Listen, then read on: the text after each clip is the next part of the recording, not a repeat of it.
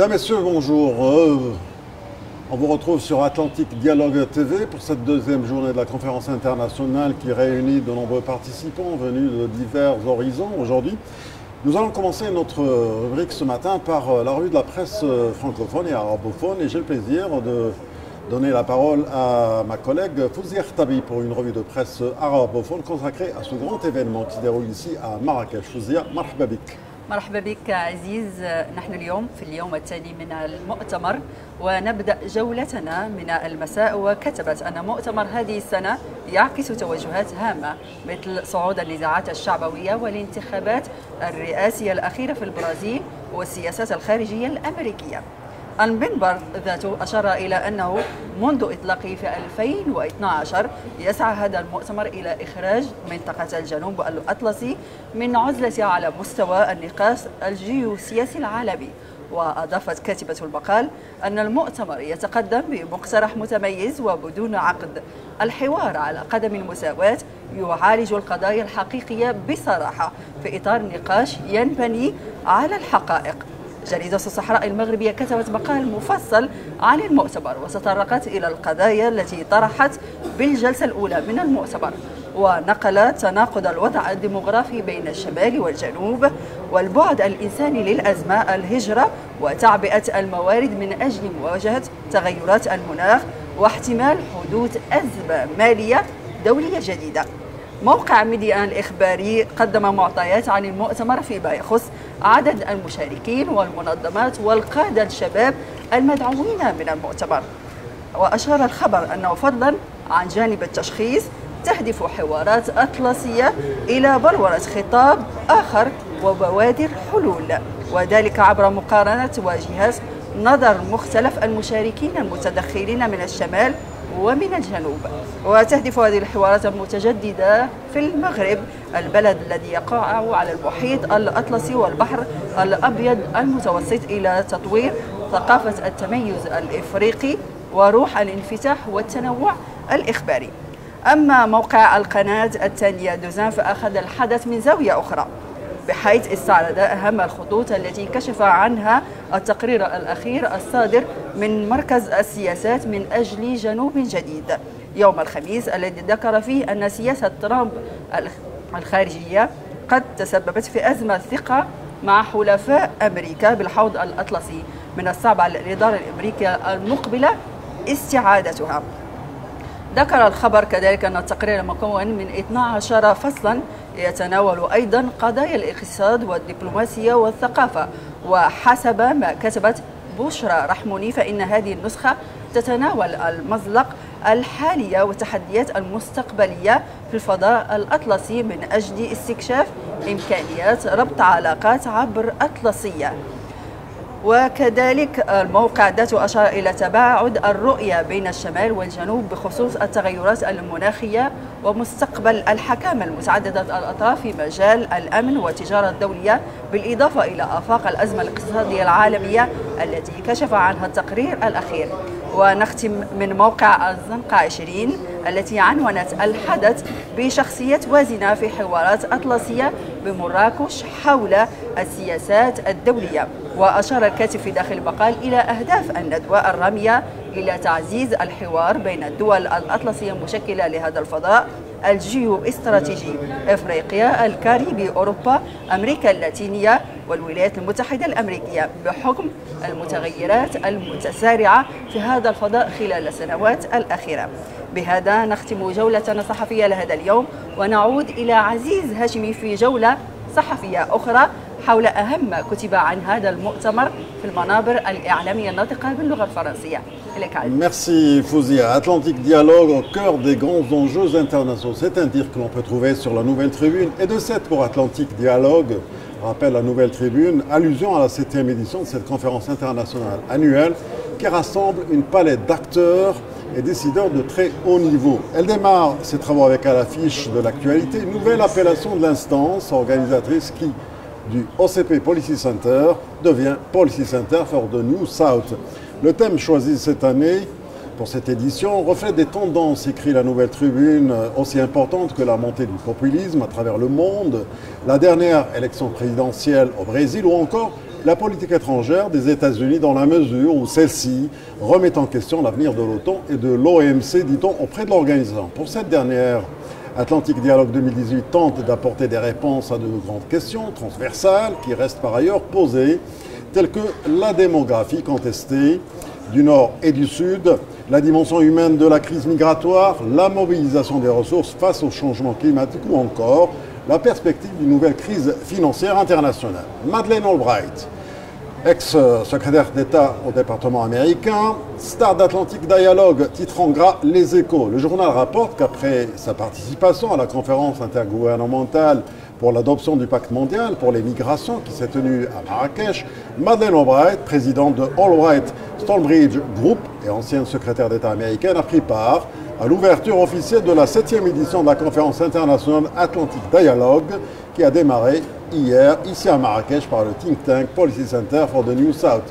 L'Observateur propose d'ailleurs une vidéo live de la participation de Madeleine Albright et d'autres personnalités à l'ouverture de cette conférence internationale. Challenge.moi retient pour sa part que le thème central, les points de rupture et les défis à surmonter, choisis pour cette nouvelle édition d'Atlantic Dialogue, reflètent des tendances aussi importantes que la montée du populisme à travers le monde, la dernière élection présidentielle au Brésil. La conférence internationale Atlantic Dialogue 2018 tente également d'apporter des réponses à de grandes questions transversales qui restent posées. Et Challenge.moi de rappeler que, comme chaque année, les dialogues atlantiques accordent une place importante aux jeunes, avec l'inclusion de 46 jeunes leaders âgés de 23 à 35 ans, sélectionnés sur dossier. Venus de 25 pays, ils ont suivi les 11 et 12 décembre 2018 des sessions de formation dispensées par des experts afin d'être suffisamment outillés pour participer pleinement à cet événement d'envergure. Le reporter revient également sur l'ouverture de la 7e édition de la conférence internationale Atlantic Dialogue, qui a démarré ses travaux hier. Au programme, selon le reporter, des débats riches et profonds autour de thématiques d'actualité. Le reporter version électronique écrit de son côté que la conférence internationale a été marquée hier par une séance de présentation et de débat autour de la 5e édition du rapport Atlantic Currents sur les perspectives atlantiques. En s'appuyant sur l'analyse de chercheurs et de praticiens dans le domaine du développement, le rapport a détaillé les enjeux politiques de l'espace atlantique dans un ordre mondial en mutation et proposé un regard sur l'avenir en identifiant, bien sûr, les possibilités de renforcement, de l'intégration et de la coopération entre les différents pays, nous apprend le reporter.ma. On revient également sur la Nouvelle Tribune pour qui l'Atlantic Dialogue est une nouvelle grille de lecture des grands enjeux géopolitiques et économiques du bassin atlantique. Montée du populisme, repli identitaire, guerre commerciale, de nombreux points de rupture entre les États refont surface, écrit ce journal pour situer le contexte avant de préciser que la dernière élection présidentielle du Brésil et la politique étrangère des États-Unis menacent justement l'OTAN et aussi l'OMC.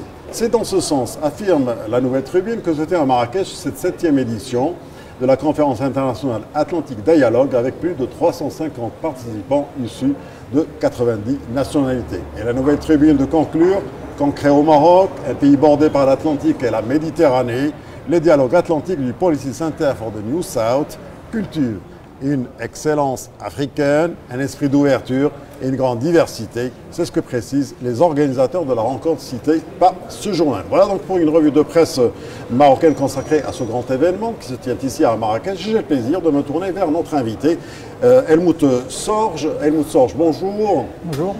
Merci d'être avec nous. Je rappelle que vous avez été correspondant à 26 ans à Washington pour le Der Spiegel. Vous avez bourlingué un peu partout à travers le monde. Vous avez écrit de nombreux livres. Vous avez rencontré notamment feu le président Yasser Arafat, Abou Ammar. Vous avez également écrit un livre qui a un poids de 35 kilos, je vais le préciser, qui coûte $6 000 et qui est limité à 10 000 exemplaires. Il s'agit d'un livre sur le fameux boxeur Mohamed Ali Klein. Tout est vrai. Tout est vrai. Je n'ai rien inventé, justement. Helmut Sorge. Helmut Sorge, on vient de faire une revue de presse, vous l'avez entendu, francophone et aussi arabophone, consacrée à ce grand événement qui se tient ici à Marrakech. Quel regard vous portez vous-même sur cette conférence? Je rappelle aussi que vous êtes du Policy Center for the New South. Vous êtes également professeur de journalisme à l'université EGE à Rabat. Voilà. Voilà, pour moi, l'Atlantic Dialogue, c'est très important. Comme vous avez expliqué dans votre revue de presse, que nous avons un monde qui est très troublé, pas seulement à Washington, mais comme vous avez dit, au Brésil et d'autres endroits, l'Hongrie, Pologne, il y a des événements terribles partout. Italie aussi. Italie, je n'ai pas oublié parce que j'aime beaucoup l'Italie et c'est triste. Vous y avez vécu aussi. Oui, et je suis très triste à l'évolution de notre monde en ce moment. Et je crois le Policy Center for the New South, avec leurs idées Think, Stimulate et Bridge, a beaucoup de travail à faire. Et je crois le travail qu'ils font maintenant ici, c'est très important parce que, comme vous avez dit aussi, il y a beaucoup de jeunes qui sont présents, c'est très important pour nous vieux, qu'il y a l'avantage des jeunes. Et c'est une relève. Oui, et il y a aussi un groupe international formidable et je trouve cet, entre guillemets, spectacle formidable et très important pour le Maroc parce que comme ça, le Maroc se donne un visage international profonde avec les idées sur le monde et pas seulement dirigées vers eux-mêmes, mais très internationale, très ouverte. Et j'espère un jour il y a le championnat de football organisé à Maroc. Inch'Allah, peut-être en 2030, on parle d'une candidature avec l'Espagne. Oui, mais là, il y avait déjà une opposition par l'UEFA qui ont dit que ce n'est pas les politiques qui décident, mais c'est le football qui décide. Comme ça, c'est un très bon geste de relations publiques. Ce serait super que ça se fasse sur deux continents. Ah, mais je trouve ça formidable, mais ce n'était pas une décision faite par l'UEFA et FIFA. C'était un grand geste de l'Espagne pour aider les voisins. C'est la dernière venue du Premier ministre espagnol. Exact. Très bien. Alors, on le disait justement, les enjeux politiques que pose l'espace atlantique dans un monde en pleine mutation. Quel regard vous portez sur l'avenir, justement, vous qui avez été correspondant du Der Spiegel dans de nombreux pays, dans de nombreuses capitales? Je crois que je suis très pessimiste. Ça veut dire l'Europe. Je suis européen, je suis né en Allemagne, mais j'ai vécu partout en Europe et j'aime beaucoup l'Europe. Mais nous avons beaucoup de choses à faire, beaucoup de travail à faire pour réétablir notre importance.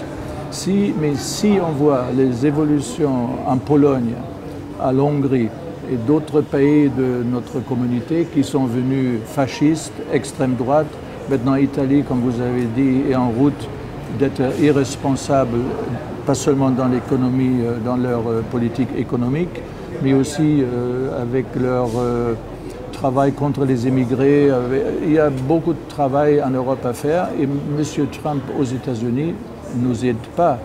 Et je crois que le problème avec Trump et les États-Unis, c'est qu'il est en train de détruire des traités internationaux dans une façon dangereuse. Parce que dans 2 ans, peut-être il y a un autre président.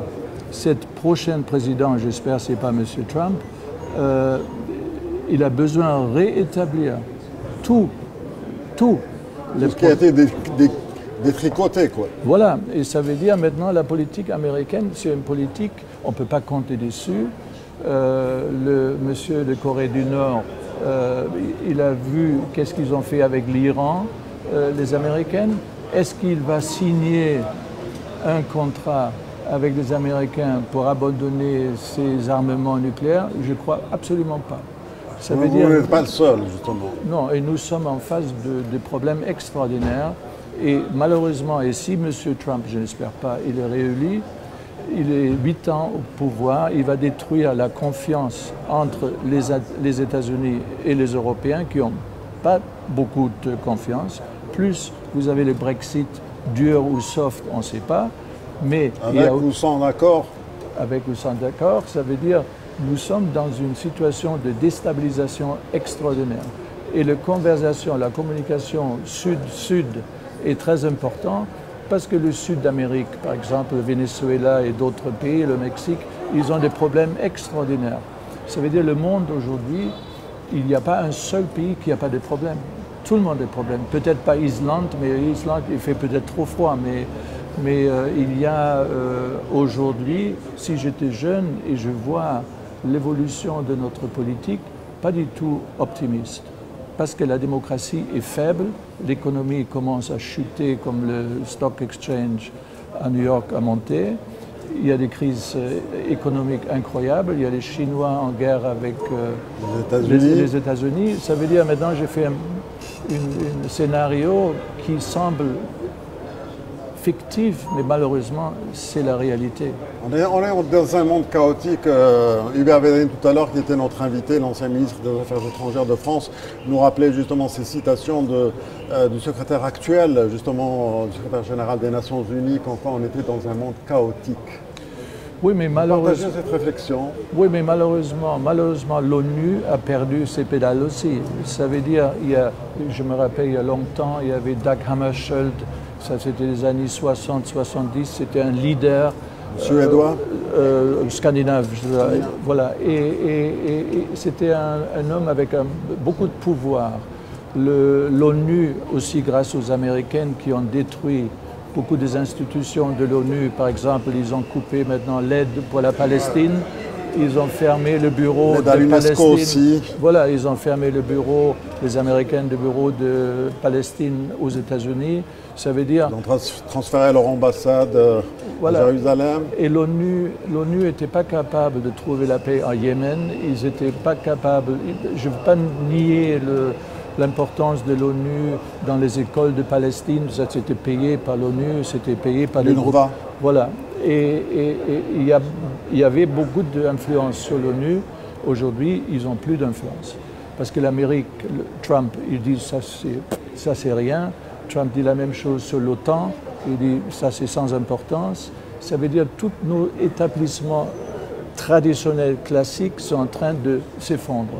Le WTO, même chose. Ça veut dire que nous sommes dans une phase d'une décomposition de notre société, de nos sociétés culturelles, politiques, sociaux. Il y a beaucoup de choses à faire. Et maintenant, la France avec ses problèmes, l'Allemagne avec une partie d'extrême droite existant aussi, il n'y a pas, comme j'ai dit, je me répète, il n'y a pas un pays qui est sans problème. Et qui est là au monde maintenant? M. Trump, ce n'est pas un grand leader. Mme Merkel est en train de partir. Mme May, on verra qu'est-ce qui va se passer dans 2 semaines. Il n'y a pas une seule responsable. On a parlé M. Macron peut-être, mais on a vu le résultat de M. Macron. Ça veut dire aujourd'hui, si on regarde qui est là dans notre monde, qui donne l'espoir avec son discours et sa politique, il faut dire qu'il n'y a personne. On manque de leadership aujourd'hui. On manque de leadership aujourd'hui. On manque de leadership, mais on manque aussi... Au niveau des élites. Oui, mais il y a leadership, mais nous avons perdu partout. Ça veut dire Trump, je déteste Trump, évidemment. Évidemment, j'ai dit seulement, on a oublié, j'ai vécu longtemps aux États-Unis, j'ai dit, les Américains ont perdu leur campagne. Ils ont perdu tous les gens qui étaient un peu dans la misère. Ils sont venus plus misérables encore. Les grandes villes comme New York, comme Washington et San Francisco et tout ça, ils étaient plus gais, plus positifs, plus riches. Et les pauvres, ils ont oublié. Les pauvres blancs, pas les noirs. Et j'ai dit, et Trump a trouvé cet réservoir. C'est le même réservoir en Angleterre. Le Brexit n'était pas décidé à Londres. Londres a voté plus que 80% pour maintenir la liaison avec l'Europe. Voilà, en Allemagne de l'Est, le racisme en Allemagne de l'Est, c'est des gens qui ont été découplés par la société. Ils sont désespérés. Maintenant, avec le social media, ils ont de communications possibles, comme le gilet jaune. Ils ont travaillé tous avec le socio-contact. Et maintenant, comment vous contrôlez, en France, on a vu, comment vous contrôlez un mouvement anarchiste? Qui est le leader? Il n'y a plus de syndicats. Qui est le responsable de l'opposition? Il n'y a plus en France, Mélenchon et tout ça, ils ne sont pas là, parce qu'ils sont des politiciens traditionnels. Comment vous contrôlez maintenant l'évolution de médias, social media? Parce que Trump a travaillé avec Twitter, avec Facebook et tout ça, et ça c'est l'avenir. Mais qui contrôle ça? Facebook a 2 milliards d'abonnements, 2 milliards dans le monde. Qui veut contrôler le mouvement dans chaque pays? Mouvement terroristes, mouvements fascistes, mouvements anarchistes. Qui veut contrôler ça? Et le pouvoir politique classique ne sont plus en mesure de contrôler. En adéquation avec ce qui se passe. Les Chinois, oui, parce que les Chinois font la suppression de Google, la suppression de Yahoo ou d'autres. Ils arrivent.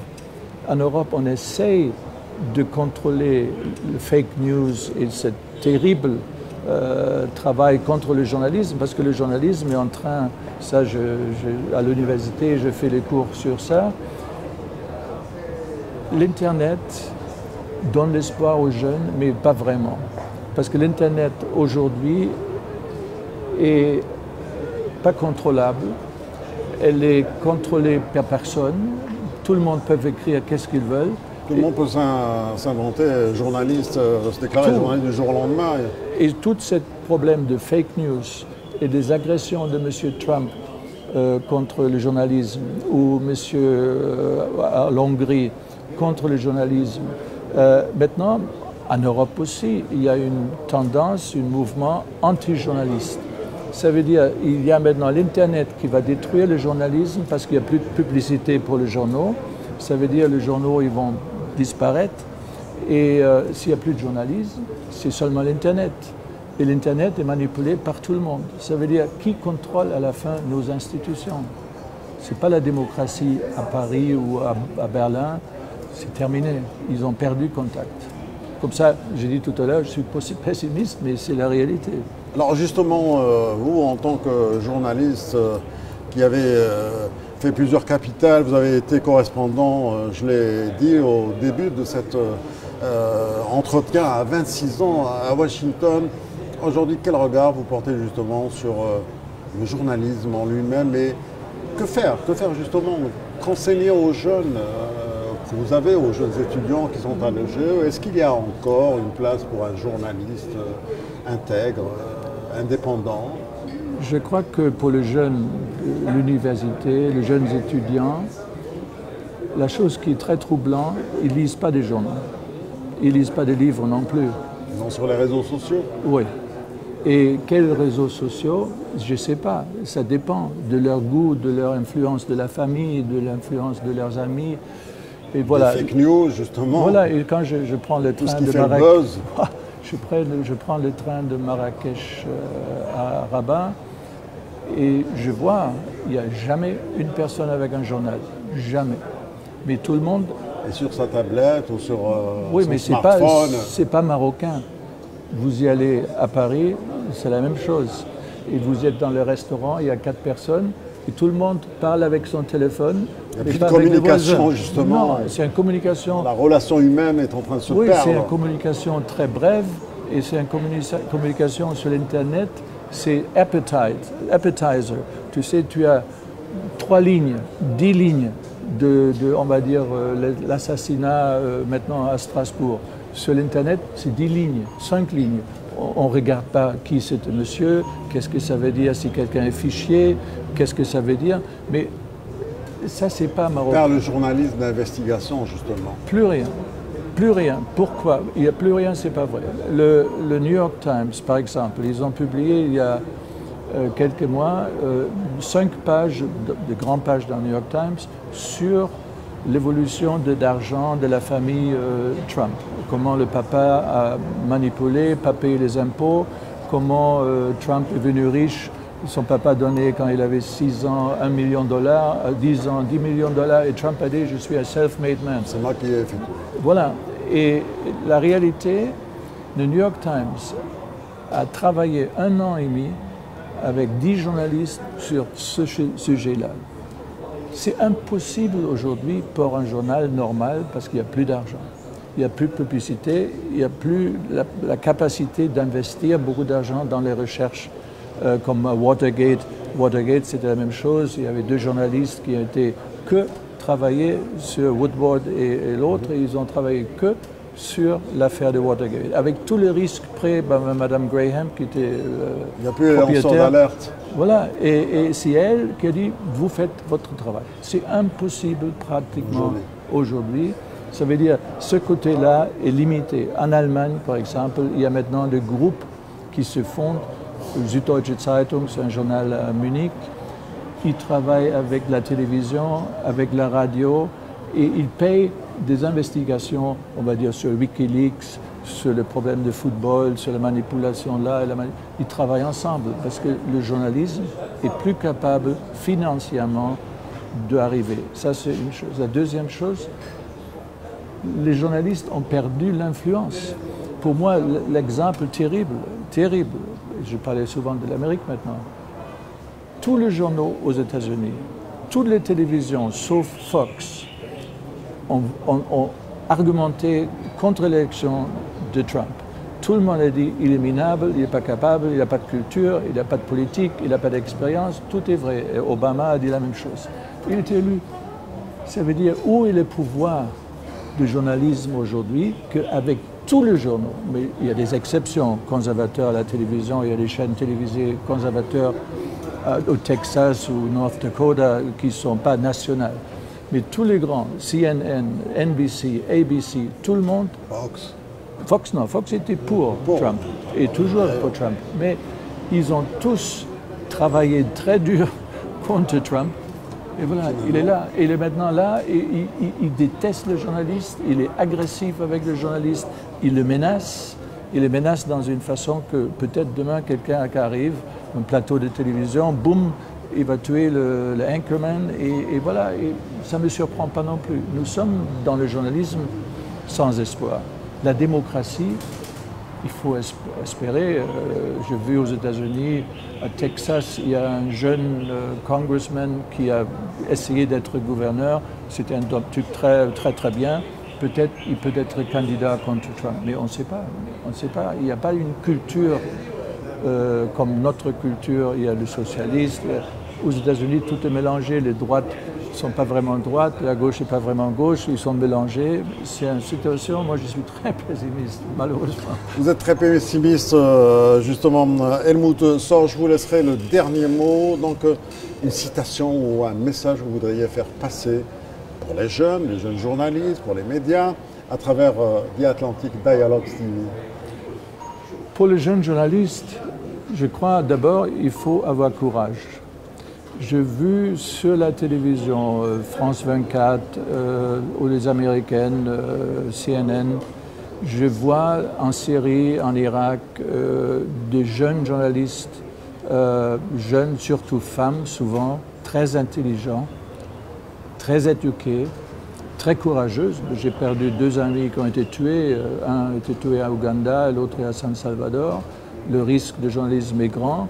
Mais quand je vois ces personnes-là, ces jeunes qui sont courageuses, qui rentrent dans le problème, je peux seulement dire ça sont des exemples positifs.